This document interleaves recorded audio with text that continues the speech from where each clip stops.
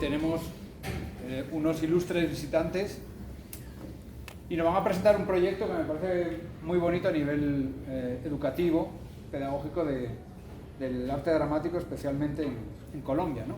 Julián Peña, Manuela Vera y Marina Lamus. Ellos han realizado un podcast que tenemos aquí arriba, que se puede ver en YouTube, también en Spotify, que se titula Textos, Gestos y Contextos. Podéis entrar libremente, especialmente los que estéis ahora estudiando Historia del Teatro Colombiano en primer semestre. Mi primera pregunta es, ¿de dónde surge este proyecto, no? Bueno, este proyecto nace o se alimenta a partir de una serie de circunstancias de diferente índole que al final logran coincidir en este proyecto en particular. Pero en realidad la historia se remonta como al año 2019, creo yo, antes de la pandemia, porque Julián y yo nos conocemos ya hace un tiempo porque trabajamos en un grupo de escritores, de personas que se reúnen los fines de semana a escribir, y conversando en esas reuniones, Juli me había planteado que él tenía un interés particular de hacer un podcast. Yo no sabía que era un podcast, en el 2019 no tenía ni idea que era un podcast. Y yo le dije que sí, y entonces empezamos a grabar, a escribir, a crear. ¿Por qué la investigación es un acto contestatario? Bueno, yo no soy investigador, entonces, pero digamos... Pero es el que contesta, fíjate. Pero voy a contestar. No, es que yo le puse el título al capítulo y digamos que también era como generar una introducción al podcast, porque va sobre una investigación. Pero el por qué la investigación es un acto contestatario y es algo que se maneja dentro del capítulo es que había como una sensación en nosotros o como una pregunta sobre, en un país como estos, la investigación es algo que necesita la academia. Aquí estamos hablando de un tema que nosotros muchas veces miramos mucho hacia afuera para entenderlo, ¿sí? Entonces digamos que miramos, en la parte teatral siempre se miró mucho hacia Europa, hacia estos movimientos, hacia estos maestros que pudieron viajar y trajeron ese conocimiento acá. Y yo siento pues que acá también están pasando unas cosas y que hay unos personajes increíbles como Marina y como Manuela que están haciendo una investigación y es un trabajo como de, no solo de mirar hacia atrás, sino es un trabajo de reconocimiento. Y cuando uno se reconoce, pues uno se sabe. Y cuando uno se sabe, posiblemente se pregunte cosas. Y las preguntas son, o esas dudas, pues posiblemente no es que quieran tumbar lo que esté establecido, pero sí lo puede poner en crisis un poco. Y es necesario que nosotros sepamos desde el teatro y desde la historia un poco preguntarse también de dónde venimos nosotros, no solo pensados desde no sé, desde la visión europea y española, para luego encontrarnos que sí, es casi el registro que hay es ese, ¿no? O sea, que es muy difícil buscarnos más atrás, ¿sí? Pero digamos que este es un capítulo que es aparte de la investigación y es aparte del podcast, porque sí plantea por qué es importante investigar y por qué es importante visibilizar esta investigación, estas investigadoras, pero también la pregunta de por qué es importante que investiguemos y que busquemos y que indaguemos y que sepamos, digamos, ustedes que están estudiando teatro, pues cuál es el teatro del territorio donde ustedes están. ¿Sí? Porque pues, la historia no solo es la historia de estos grandes maestros europeos o norteamericanos o qué sé yo, sino pues también aquí pasaron unas cosas y aquí también hay una historia que fue pasando, que obviamente estaba construida a partir de la mirada que teníamos también de ellos a nosotros y de nosotros a ellos, pero que igual no deja de ser propia. además de eso, yo creo que siempre cada generación, cada cultura, cada grupo humano crea discursos en los que se afianzan y es contestatario si otros enriquecen ese discurso con otros, diciendo no estoy de acuerdo con este por algo y formulando otros que de acuerdo con la época, con los documentos que aparezcan, pues es un contradiscurso de todas maneras, ¿no? En ese sentido yo creo que es contestatario, pero para serlo hay que investigar. No puedo con frases ya hechas o sin mucho análisis contradecir un discurso ya hecho, ya asentado y que todos repetimos. Igual puedo contar la anécdota que está detrás del discurso, del título tiene que ver con que un día estábamos los tres conversando y estábamos conversando con Marina y entonces Julián le preguntó a Marina, oye, ¿y tú cómo empezaste a investigar? ¿Cómo te decantaste por el tema del teatro colombiano? Y entonces ella empezó a contarnos que cuando era una joven estudiante, pues hablaba con con Santiago García, con esa generación, y ellos decían, no, es que antes de nosotros no había teatro, no existía el teatro. En Colombia. En Colombia, y esa es una postura que va a aparecer mucho cuando uno empieza a investigar y hay que mirar si eso es realmente así o no. Creo que no, creo que aquí ya queda claro que no. Pero, entonces ella decía, pero ¿cómo así? No, pues yo voy a demostrar que sí, que tuvo que haber algo antes. Y empezó Marina a investigar siglo XIX y demás.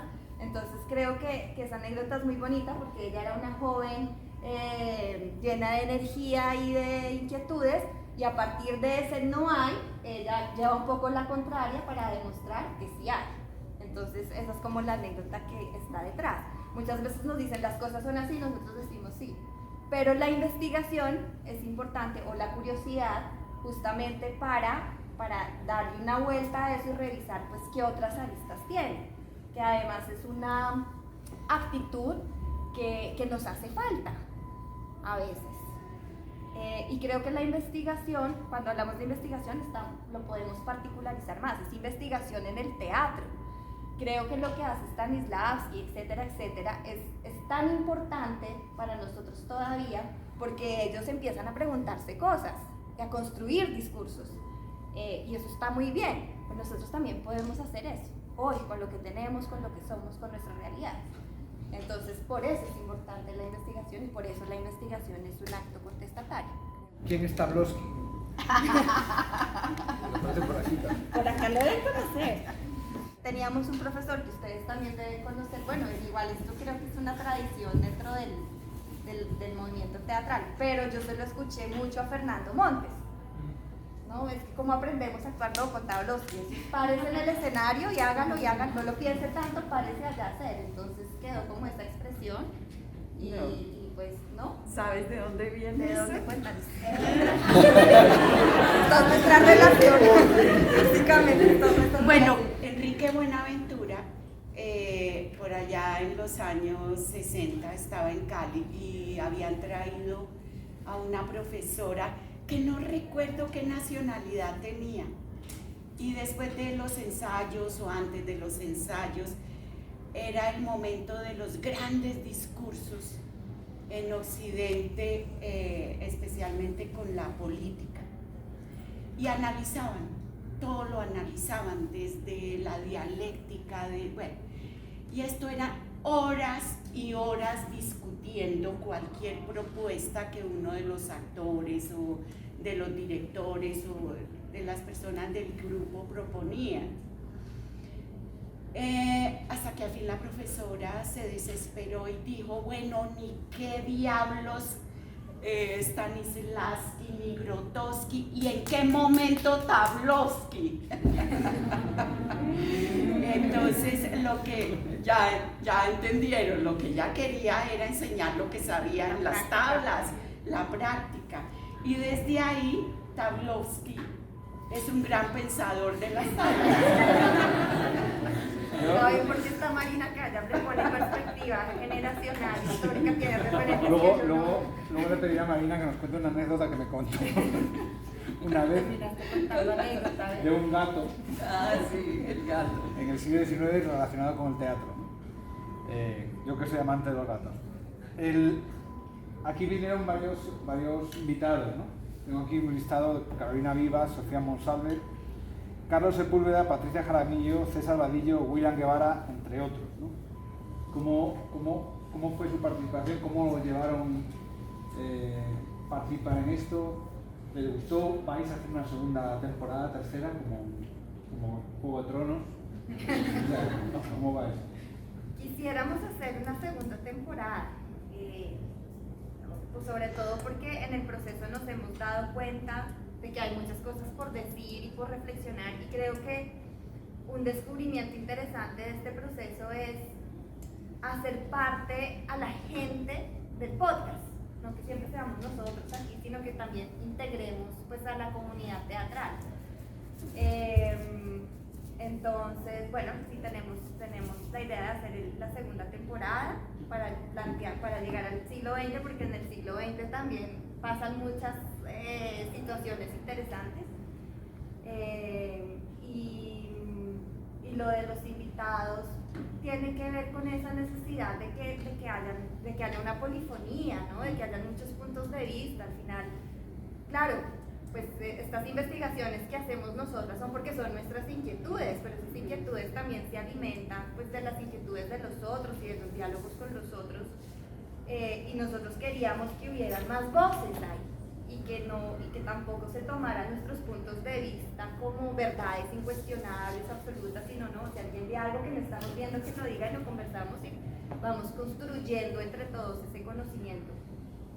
Entonces cada episodio era atravesado como por un tema, tenía su hilo conductor, y al final decidimos invitar a alguien a que nos diera su punto de vista en relación a ese hilo conductor, que claro, nosotros lo exponemos en siglos pasados, pero que en realidad tiene que ver con nuestro presente. O sea, de nada sirve mirar hacia atrás si no lo estamos relacionando todo el tiempo con lo que nosotros somos hoy. Y pues varios de los invitados quedaron contentos, nos dijeron que era muy interesante. Yo me acuerdo que con Sofía, después Sofía me mandaba mensajes como: oye, tengo este referente de teatro ritual y no sé qué, y mis papás, o sea, ya se súper encarretó, que pesar que no tuviéramos tanto tiempo, porque fui descubriendo que hay un montón de saberes por ahí que no están todavía identificados, pero que están ahí latentes, ¿no? Y creo que en general todos los invitados quedaron contentos con su participación. No sé, no fue así, no lo han dicho, pero... No hay ninguno que no le gustó la experiencia. Sí, no, todos se sintieron contentos y les pareció interesante el ejercicio. Primero muy preocupados, con que, ¿qué voy a decir en 4 minutos? Como así, eso es mucho tiempo, pero luego ellos iban en sus reflexiones, pues, encontrando relaciones y les construían el discurso de una manera muy natural. Yo poco más voy a preguntar. Si queréis comentar algo, el gato ahora. Y luego, pues que alguien quiera, lo que queráis comentar a alguien sobre la experiencia, sobre el hecho de investigar sobre el teatro colombiano en sí. Me parece que es fundamental, porque yo, buscando sobre el teatro colombiano, sí que es cierto que a veces es complicado encontrar cosas, que lo vimos, y de ciertas cuestiones puntuales más complicado todavía. Entonces creo que es una gran aportación a la academia en Colombia, y casi diría que en toda Latinoamérica, ¿no? Que también hay, excepto en algunos países, es difícil encontrar fondos académicos de consulta, ¿no? Bueno. Hay una cosa que a mí me gustaría decirles que tiene que ver con que también la intención del podcast era o es como transmitir esta información, pero restándole un poco el peso académico para que pudiéramos vincularnos sobre todo con ustedes, que son las nuevas generaciones de teatristas en formación. Entonces siempre está atravesada esa pregunta de cómo contar estas cosas que a lo mejor pueden ser muy monolíticas, como dice Marina, pero para que sean interesantes, porque realmente, pues en principio, ya no sé si eso se mantenga, pero en principio nuestra intención sí era llegar a un público objetivo particular, que eran ustedes. Por eso estamos acá hoy. Es decir, son las nuevas generaciones de teatristas, porque son en las nuevas generaciones que me parece importante construir o hacer memoria de los referentes, de la identidad, etcétera, etcétera. Luego ya no sé si sigue siendo el público objetivo porque mucha gente del movimiento del teatro lo ha escuchado y entonces ellos dicen, no, pero nosotros también estamos acá. Y gente que no tiene que ver con el mundo del teatro también lo escucha. Pero sí, si había una intención, era de llegar a los chicos más jóvenes y a las chicas más jóvenes, porque es ahí donde está como pues el desconocimiento de esa tradición. Para mí sí es importante que empiecen a tomar conciencia de ello, porque pues ustedes van a ser esos protagonistas más adelante. Entonces me parece bonito que tengan claro en dónde estamos, quiénes somos y... Porque necesitamos, desde mi punto de vista, conocer el pasado de nuestra propia profesión. ¿Qué nos puede aportar? Esto es un doctorado, ¿no? Tú vas a responder, después no me contesta, porque yo quiero dar una respuesta bastante banal. La pregunta es más profunda. más profunda. No, a mí me parece muy interesante conocer el reconocimiento del pasado, porque justamente tiene que ver con uno. O sea, independientemente de que uno, sí, tiene que ver como con el origen, como de entender por qué, por ejemplo, aquí no hay crítica teatral. Aquí, en este presente, ¿dónde está el problema? No, es que el problema, bueno, en el siglo XIX no, pero... Sí, había crítica. Sí, había mucha crítica. Entonces, ¿en qué momento y por qué circunstancias se da esa ruptura? También eso me parece que es súper interesante, porque efectivamente lo que somos en el presente, no todo, pero sí debe tener una relación con algo que pasó antes. Y verlo me parece que es interesante, porque entonces uno dice, bueno, dos cosas, no siempre es así, o sea, se pueden cambiar las cosas. Antes había una cosa y ahora no, y entonces ¿qué fue lo que pasó? Pero además yo puedo hacer algo, ¿qué postura tomo en relación a eso? Entonces me parece que sobre todo como una invitación a reconocer y seguramente hacer. Creo que el reconocimiento del pasado no es un mero hecho anecdótico. Ay, qué bonito, es que antes no, es que eso me implica y eso me cuestiona y me hace tomar una postura, y en esa postura yo hago cosas, yo hago, ¿no? Entonces creo que sería por ahí, que lo pienso. Sí, yo quería, cuando dije que era banal, es de verdad una respuesta banal lo que voy a decir. Tiene que ver con el ego también, tiene que ver con la individualidad de los artistas. ¿Qué ocurre con grupos de artistas que se han esforzado durante años? Han hecho su trabajo en Tablovsky o lo han racionalizado a través de un discurso, y eso se queda en los anaqueles. O sea, piénsense en ustedes mismos. Ahorita están en el proceso de aprendizaje, pero cuando ya sean profesionales, si no hay investigadores, ¿en dónde queda el trabajo de ustedes? ¿En dónde ha quedado el trabajo de los que le antecedieron? Resulta que ahora creemos que porque tenemos celulares con videos, y corrígeme si digo algo mal, con videos y fotos y selfies y no sé qué, que ese es un material que va a durar eternamente. Han habido soportes que se supone iban a durar eternamente y no han durado. Entonces, si no existen investigadores que vayan a esos soportes, que vayan, investiguen. Si no hay formación o por lo menos curiosidad, ¿en qué queda el trabajo de los artistas? ¿En qué queda la historia de este país? ¿En que los que pasan a la historia son solo los políticos, los presidentes y los artistas? ¿Puedo decir una grosería? Claro. Que se joda.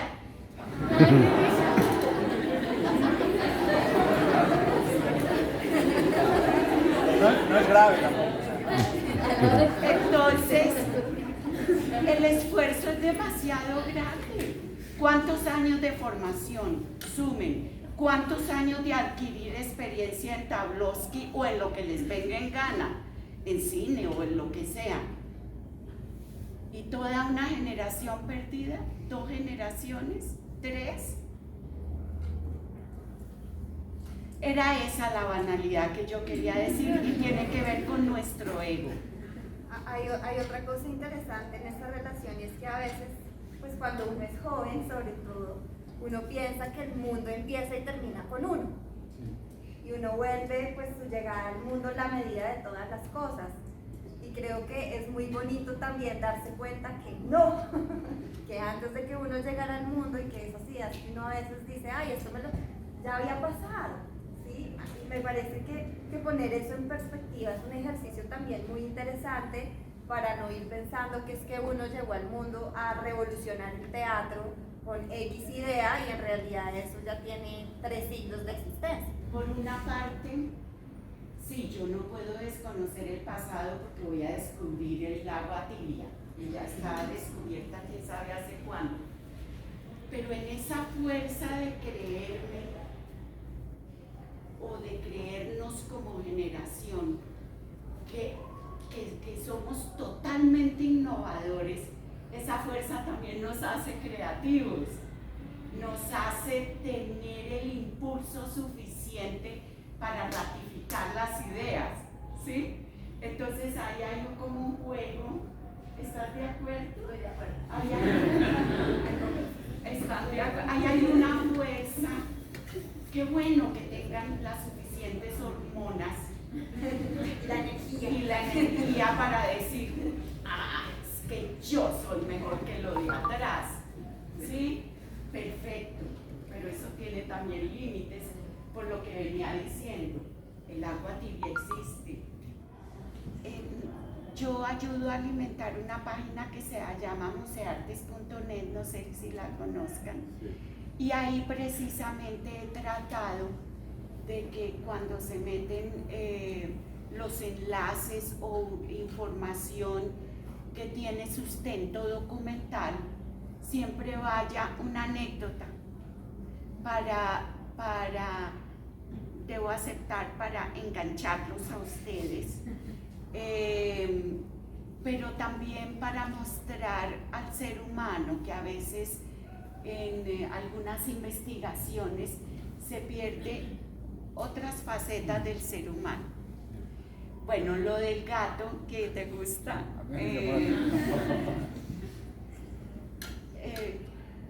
Tengo que contarles que en el siglo XIX, para llegar a Colombia, desde el exterior, había varias rutas. Estoy hablando de la primera parte del siglo XIX. Punto casi obligado era La Habana, por cuestiones de circuitos de los barcos. O sea, solo, por favor, un poco cierren sus ojos, piensen no en este mundo con luces, con un avión, ¿sí? Nada, piensen en un mundo donde no hay electricidad, el único medio de transporte desde Europa hasta acá es el barco. Bueno, entonces llegan a La Habana y de ahí pueden seguir a otros sitios. Como estamos en Colombia, a veces llegaban a Cartagena, a Riohacha, Cartagena era el puerto más importante, no era Barranquilla en ese momento, Panamá, ciudad de Panamá, etc. Pero había otra ruta y era llegar a Venezuela, a Caracas, era muy importante, y por ahí, por vía fluvial, los artistas entraban a Colombia. Vía fluvial porque ahí hay una serie de ríos que se unen con el Golfo de Maracaibo o de Venezuela, como lo quieran llamar. La compañía Castel venía muy bien formada, digamos que el empresario de la compañía era el papá de 2 actores, una actriz, que es como el formato básico de las compañías. Todavía existe, ¿no? Ese formato. Papá, mamá y un actor o 2 o lo que sea. Y además habían enganchado varios actores y actrices en el camino, o sea, en La Habana o en Caracas. Castel era un nombre que había adquirido fama en la península ibérica porque se presentaba por el sur de España y de ahí dar el salto quedaba como más fácil. Al llegar un poco antes de Cúcuta empezó a haber problemas y ese problemita destruyó la compañía. Uno de los actores españoles, no sé por qué, tú me diste una solución la vez pasada, o tenían hambre, que era muy frecuente. De hecho hay una expresión colombiana que dice: come más que actor en gira. No sé si la han escuchado. Entonces los artistas desplazándose en mula, a pie, después de que tocaban tierra, pues pasaban hambre, duraban muchos días sin poder comer, sin encontrar quien les vendiera algo y comiendo lo que encontraban. Al llegar ya a un sitio urbano antes de Cúcuta, el actor se encontró un gato, o se le atravesó un gato, y él sencillamente lo cogió y se lo comió, lo preparó. El dueño del gato se acercó al director, al señor Manuel Castel, y le dijo: fulano de tal se comió a mi gato.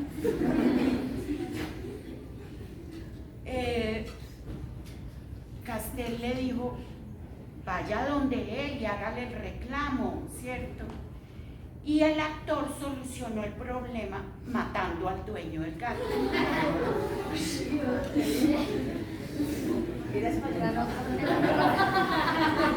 Era otra.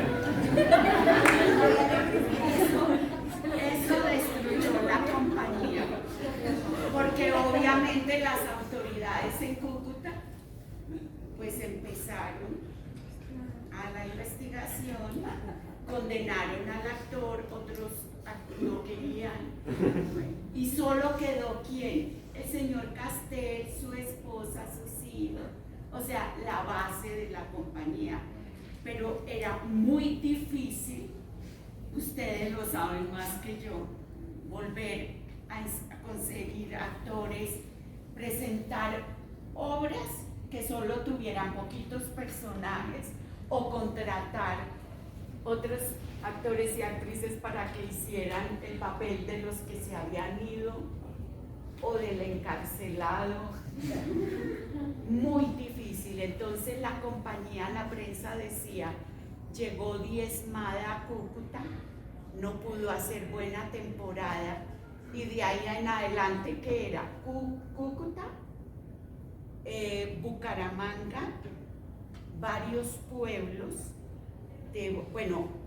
se presentaban también en Socorro, San Gil, digamos las ciudades grandes en ese momento, que no son las mismas de ahora, pero entonces les tocaba un repertorio rapidísimo que la hija del señor Castel, que bailaba lindo y cantaba, pues tenía que hacer esos papeles, presentar esos números muy mal, y llegó a Bogotá. Bogotá era una plaza súper exigente, y ahí ver a quién enganchaban, y eso ustedes lo saben, es difícil.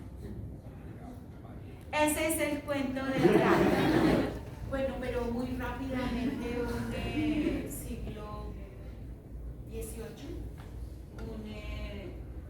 se estaba celebrando la fiesta de Santa Bárbara, y un empresario español montó una obra, y ese dato fue muy interesante para mí, porque ahí encontré a un afrodescendiente que era el que creaba la música para las obras de teatro.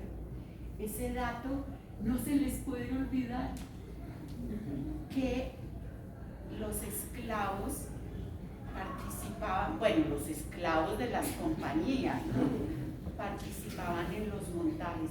No solamente creaba la música incidental, sino los sonidos de las obras, de las tormentas, como tocaban también el tambor, podían improvisar una cantidad de sonidos.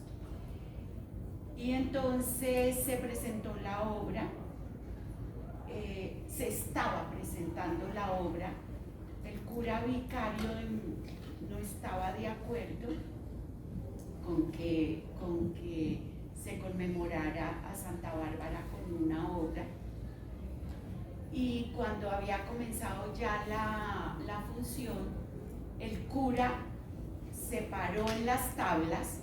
No piensen en un teatro, piensen en unas tablas, un escenario, y al investigar uno se da cuenta que ese escenario, este era el escenario que estaba contra el público, y que había varios telones hasta llegar al sitio donde los actores se cambiaban de ropa y donde estaba el negro Cachamba tocando.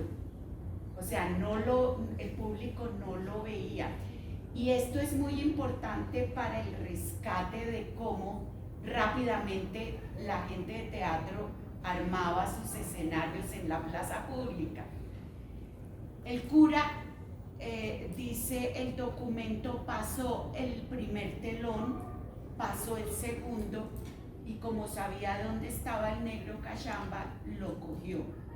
Fíjense ustedes que el cura no se va contra los actores, o sea, se va contra el esclavo. Lo agarra, el dueño del esclavo, que era el empresario, no estaba en ese momento, lo agarra, lo amarra a un árbol en su casa, lo deja ahí al rayo del sol, sin agua, sin alimento, y por la noche lo golpeaba, y lo golpeó tanto hasta matarlo.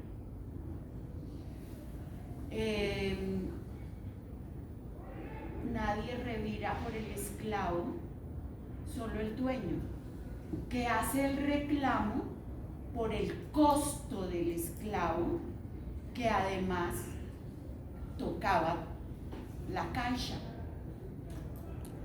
Y ese es un proceso jurídico muy largo, porque las autoridades en la ciudad estaban a favor de no pagarle nada al señor. Entonces él lo que hace es mandar el proceso a Bogotá por la imparcialidad que podía tener la justicia en Bogotá. Nada distinto es lo que ocurre ahora, ¿no? Tuve que meter eso. ¿Qué documento argumentación utilizaste para poder, digamos, llegar a esa conclusión? ¿Fue precisamente el proceso judicial? Sí, fue el proceso judicial. Les quiero decir que yo estaba en el Archivo General de la Nación investigando y no ya había mirado los mamotretos de las colecciones de obispos, de la iglesia, de todo. Esos son unos mamotretos así. Podían mirarlos ustedes también por simple curiosidad, son bellos. Claro, uno los tiene que manejar con mucho cuidado, pero eso es otra cosa. Y entonces yo desesperada encontraba lo mismo que yo más o menos ya sabía, con otros nombres, ¿cierto? Que en la fiesta esa no sé qué se presentó una obra de teatro, digamos que no había novedad para mí.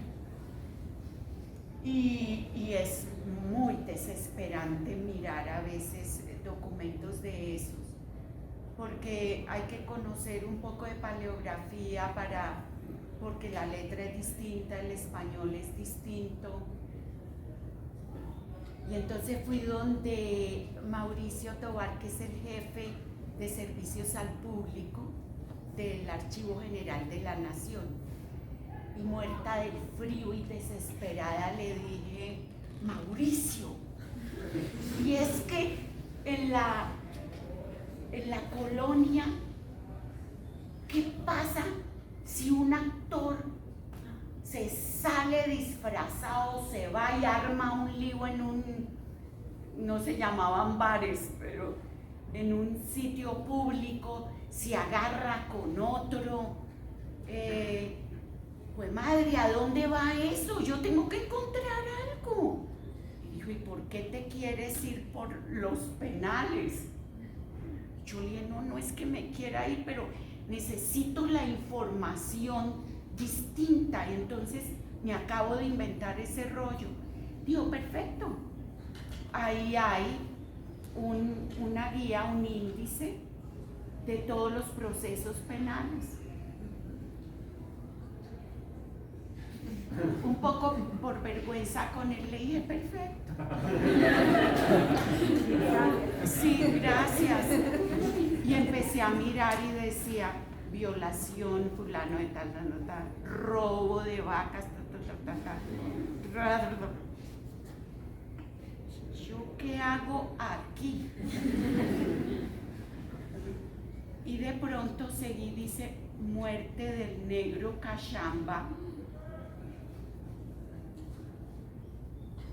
por el vicario tal y el empresario de teatro. ¿Y ustedes saben qué pasa ahí?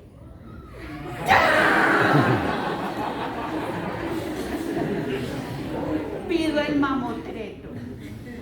Y es un mamotreto, han visto en televisión, en los noticieros, cuando dicen el juzgado tal, que hay unos mamotretos así, agarrados con una pita. Esto más o menos así, y empieza uno a leer. El testigo tal dice tal cosa, el cura vicario dice tal otra, el alcalde dice tal otra. Y eso para redactar 3 o 4 páginas. Pero eso me dio los elementos para saber cuántas telas ponían ellos. Yo siento que la labor del investigador es muy bacana porque es básicamente como yo lo veo, un antropólogo histórico, ¿no? Y pues chévere lo que les preguntaba Carlos hace un rato, porque pues hay una frase muy, muy bonita que no tengo muy claro quién la inventó, siento que es parte como de la cultura también general, y es que el que no conoce su historia está condenado a repetirla, ¿no? Y pues en un país, en una sociedad tan golpeada como la que vivimos, como Colombia y como Latinoamérica, pues es muy importante conocerla. Entonces, pues yo les tenía como 2 preguntas que les quería hacer. La primera es si tienen, digamos, alguna recomendación. No, espera. La primera es sobre todo nuestro contexto colombiano y latinoamericano tan golpeado, tan masacrado, que sienten que hace falta, por ser indagado, por ser descubierto, que está ahí latente, pero que quizás no nos hemos atrevido a observar, ¿no? A ponerle atención, eso primero. Y pues para seguir como, porque creo que Manuela decía hace un rato que es importante, listo, ya conozco el pasado, ¿qué tengo por aportar? ¿No? Entonces, ¿cuál es mi postura? Entonces, para los que nos interese cómo innovar, una vez conozcamos ese pasado, ¿qué recomendaciones nos dan para no seguir como repitiendo lo mismo o indagando sobre, para no volver a inventar el agua tibia? ¿Qué recomendaciones nos podrían dar para innovar? Lo que te gusta. Investigar hay que tener disciplina. Y si te gusta, ahí te quedas. Que yo te diga, mira, hay un punto, por ejemplo, la crítica teatral que tú hablabas, ¿por qué no investigas? Si eso no te gusta, no vas a hacer nada. Esa es la respuesta corta. Lo que te guste, lo que te cause curiosidad, lo que te da placer. Y es ese interés y esa curiosidad lo que te va a ir mostrando qué es eso que a lo mejor todavía no está tan desarrollado. Yo te podría decir que desde que yo volví a Colombia y he tenido la oportunidad de participar en diversos proyectos, yo todo el tiempo me estoy dando cuenta por mis intereses, por las cosas que a mí me parecen atractivas, que allí podría haber un tema para desarrollar, para hacer algo con ello, por aquí también. O sea, es que sí, hay un montón de cosas por hacer, pero yo creo que no te puedo decir qué es concretamente. Te podría decir lo que yo he notado. Teatro en las regiones, por ejemplo. ¿Qué dramaturgos y qué dramaturgas en las regiones hay? Teatros comunitarios, porque nosotros pensamos en teatro y instalamos teatro como lo que ocurre en Bogotá, en el centro, pero no, en los barrios están pasando un montón de cosas todo el tiempo, en las comunidades, en la montaña, ahora hay un montón de teatro campesino también, sí, hay un montón de cosas que están pasando y uno no las ha reconocido y las empieza a reconocer en la medida en que pues tus intereses te empiezan a llevar por allí. Es cómo cuidaron el no caer en temas icónicos al manejar una memoria colectiva. Digamos, con las tradiciones, al escuchar puede irse por otro lado y no seguir la historia como tal. La otra es, tengo mucha curiosidad por la narrativa que implementaron en el podcast y me gustaría escuchar un pedacito, si se puede. Hay otra parte, hay unos insertos y unos materiales que son absolutamente creativos que están aludiendo al tema. Entonces no sé si era eso a lo que te referías, que te gustaría escuchar. Las situaciones, nombres y lugares descritos en este teatrillo son producto de la ficción. Cualquier parecido con la realidad es pura coincidencia. Oficina de Patrimonio Material y Material de la Nación, habla Sandra Crepo. Buenos días. Buenos días. Estoy llamando porque requiero información sobre qué trámites se deben hacer para poder dar uso a un predio. Para eso tiene que llamar directamente al Ayuntamiento de la capital. ¿Ayuntamiento de la capital de la nación? Buenos días, es que estoy llamando. Tiene que comunicarse directamente con el subayuntamiento de la localidad de la capital. Subayuntamiento de la localidad menor de la capital de la nación. Buenos días. Buenos días, es que... Tienes que comunicarte directamente con Jurídica del municipio de la capital de la nación. Ay, Secretaría de Jurídica y Créditos del municipio de la capital. Buenas tardes. Sí, es que estoy llamando porque... Pero eso es con la Secretaría de Inversión y Publicidad de la localidad de la capital donde está el predio, muñeca. Secretaría de Diversión y Publicidad del Subayuntamiento de la localidad menor del Ayuntamiento de la capital de la nación. Buenas tardes. No, llame a la Secretaría de Bandidos, Arquitectura y Edificios Abandonados del Ayuntamiento de la capital de la nación. Buenas noches. Me la comunico con extensión. ¿Edificios abandonados? Estoy llamando porque requiero información para dar uso a un predio. ¿Nombre del predio? Es el Teatro San Jorge. Siempre un paso adelante. Gobierno de la nación. ¿Para qué uso sería? Para hacer una obra de teatro y reactivar el... Secretaría de Bandidos. Mira, tienes que mandar un correo electrónico contando bien tu caso y cuál es el requerimiento que tú quieres, ¿no? Cuántos días vas a estar, qué vas a hacer allá, cuántas personas van a participar, logística, seguridad, defensa civil, alimentación, baños portátiles, cepillos, bombillas, agua potable, certificado de alturas, ambulancias, no puedo, lo siento. Sí, yo siempre he tenido curiosidad. Una vez recuerdo una estudiante que quiso investigar sobre el teatro porque le llamó también la atención y pues no se encontró como mucha información al respecto. Queda en la Jiménez, al lado de un, ¿cómo se llama? De un centro comercial como una especie de San Andresito. ¿Qué es de ese teatro? Ese lo cerraron, ahí al lado estaba, pues obviamente llenos de habitantes de calle, grafiteado, pero... ¿Te refieres al San Jorge? Al Teatro San Jorge, sí. El distrito ya lo compró después de haberse convertido en Sala X, que ese es como el destino, es la ruta que siguen muchos de los teatros patrimoniales cuando caen en desgracia, y ya sea porque el sector se va deteriorando, ya sea porque los dueños murieron, por cualquier motivo. Pero el San Jorge es uno de los teatros más bellos de Art Deco y se construyó por allá en los años 30 y pico, 40. Y lo último, después de ser Sala X, se convirtió en botadero de basura de los indigentes alrededor. Ya el distrito lo compró y hizo una primera intervención.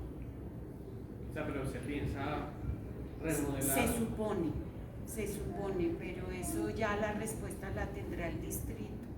Creo que así se difunden más, digamos, y se visitan más los archivos y las bibliotecas, porque ahí hay muchas historias apasionantes que son los insumos para una creación, y no es como era hace un tiempo.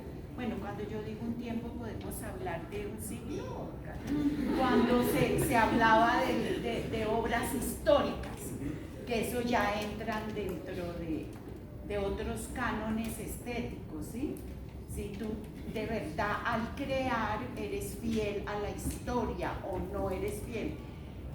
La ventaja de este tiempo es que tú tienes mucha más libertad estética, ya no tienes que estar dentro de unos cánones, tienes más libertad. No sé si esa era la pregunta.